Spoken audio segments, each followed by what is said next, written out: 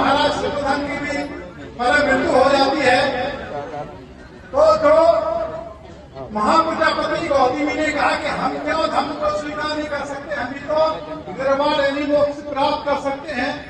तो महाप्रजापति गौतमी ने राजमहल की 500 स्त्रियों को लिया, जाकर के वैशाली में पूछते हैं, अनुप्रिया जो नगर रहता है वहां पर उन्होंने यानी उसकी भिक्षुणी बनने की याचना की और भगवान बुद्ध ने मना कर दिया कि नहीं।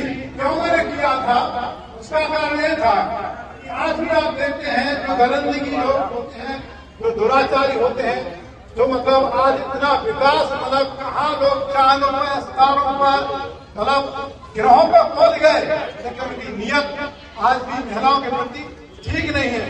क्योंकि महिला के लिए एक अकेली जो रहती है, बहुत सारी असुरक्षा की दृष्टि से उस समय जंगल होते थे, इसलिए भगवान बुद्ध ने मना कर दिया था। लेकिन जब बार बार कहा कि अगर आप दीक्षा नहीं देंगे तो दूसरे लोग कहेंगे कि भगवान बुद्ध भी महिलाओं में और पुरुषों में अंतर रखते थे।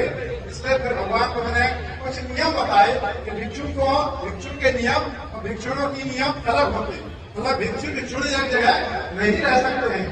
ऐसे भिक्षु का अलग होता है, ऐसे आज नियम बताए क्योंकि समय का अभाव, इसलिए हम थोड़े संक्षिप्त रूप से बता रहे हैं। और देखिए भगवान बुद्ध ने महाप्रजापति के अलावा फिर उसने आम्रपाली समय की गलिका थी, जिसका फल प्रभावशाली था। क्या प्रभाव था कि जो लक्ष्मी थे, जो गणराज था, इतनी सुंदर वो थी, उसका आम्रपाली इतनी सुंदर थी कि उसे जो देखता था कोई शादी के लिए तैयार किया। युवती छड़ जाते हैं, तब कोई भी महिला नगर वधू नहीं बनना चाही थी। तो उसने कहा कि अगर हम नगर वधू नहीं बनेंगे तो ये वैशाली का विनाश हो जाएगा। उसने नगर वधू स्वीकार किया, लेकिन उसने राजाओं को भी, राजकुमारों को भी उसने दास की तरह रखा कि जहाँ हम चाहेंगे तो हमारे इस पर आ सकते हैं।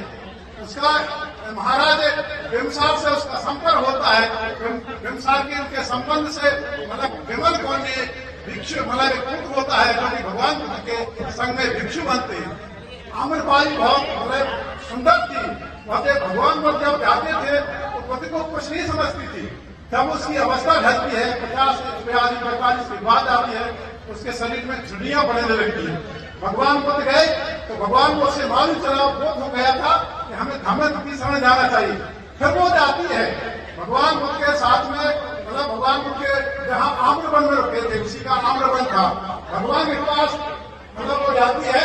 और जब उसने उपदेश सुना तो उसको धर्म का बहुत नॉलेज हो गया, धारण कर लिया, उसे श्रद्धा जाती है और उसने भोजन के लिए स्वीकार, भोजन दान स्वीकार, कहा गया दान स्वीकार करिए।